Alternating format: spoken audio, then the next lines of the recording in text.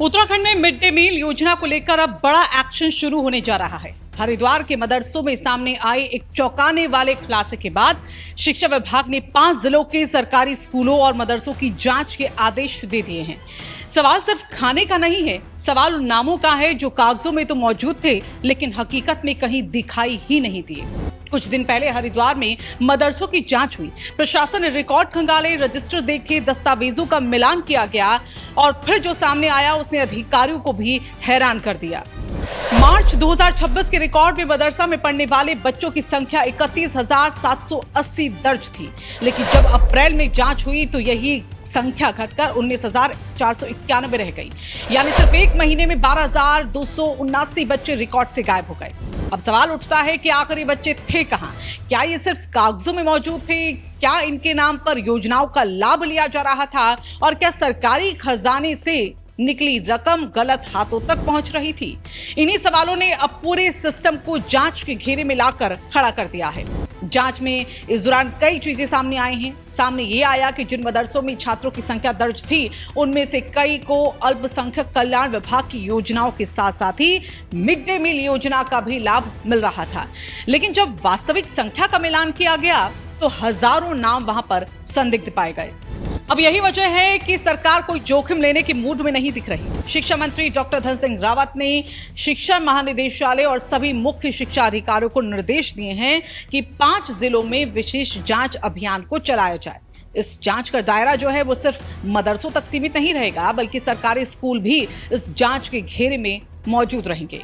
देखा जाएगा कि स्कूलों में वास्तविक संख्या छात्रों की कितनी है, कितने बच्चे रोजाना स्कूल में पहुंचते हैं और जितना मिड डे मील बनाया जा रहा है क्या वो वास्तव में उतने बच्चों को परोसा भी जा रहा है या फिर नहीं। जिन जिलों में जांच होगी उनमें हरिद्वार है, उधम सिंह नगर है और देहरादून के मैदानी क्षेत्र भी शामिल है। इसके अलावा पौड़ी जिले का कोटद्वार और नैनीताल जिले के हल्द्वानी तथा रामनगर में भी जांच के दायरे में होंगे। महानिदेशालय, पीएम पोषण कार्यालय और संबंधित मुख्य शिक्षा अधिकारी संयुक्त रूप से इस अभियान को अंजाम देंगे। दरअसल मिड डे मील या प्रधानमंत्री पोषण योजना सिर्फ भोजन योजना नहीं है, ये देश की सबसे बड़ी छात्र कल्याण योजनाओं में से एक है। उत्तराखंड में कक्षा 1 से 8वीं तक पढ़ने वाले लाखों बच्चों को इस योजना के तहत प्रतिदिन पका हुआ भोजन दिया जाता है। सरकारी और अशासकीय स्कूलों के साथ साथ ही मदरसों के छात्र भी इसका लाभ उठाते हैं। साल 2025-26 के आंकड़ों के मुताबिक प्रदेश में 5,57,199 छात्र छात्राओं को इस योजना का लाभ मिला। इनमें प्राथमिक स्तर पर 3,15,579 और उच्च प्राथमिक स्तर पर 2,41,620 विद्यार्थी शामिल हैं। यानी ये योजना सीधे लाखों परिवारों और बच्चों से जुड़ी हुई है। ऐसे में अगर कहीं भी फर्जी नामांकन के जरिए योजना का लाभ लिया जा रहा है तो ये सिर्फ नियमों का उल्लंघन नहीं बल्कि सरकारी संसाधनों के दुरुपयोग का मामला भी बन जाता है। सूत्रों की माने तो जांच के दौरान कई जगह छात्रों की वास्तविक संख्या और रिकॉर्ड में दर्ज संख्या का बारीकी से इसमें मिलान किया जाएगा। अचानक निरीक्षण भी किए जा सकते हैं, स्कूलों में उपस्थित रजिस्टर भी देखे जाएंगे, भोजन वितरण के रिकॉर्ड भी खंगाले जाएंगे और जरूरत पड़ने पर भौतिक सत्यापन भी इसमें कराया जाएगा। उधर अल्पसंख्यक कल्याण विभाग ने भी साफ कर दिया है कि हरिद्वार में जहां कहीं भी वास्तविक छात्र संख्या और मिड डे मील के आंकड़ों में असमानता मिली है वहां सरकारी धनराशि की वसूली की जाएगी।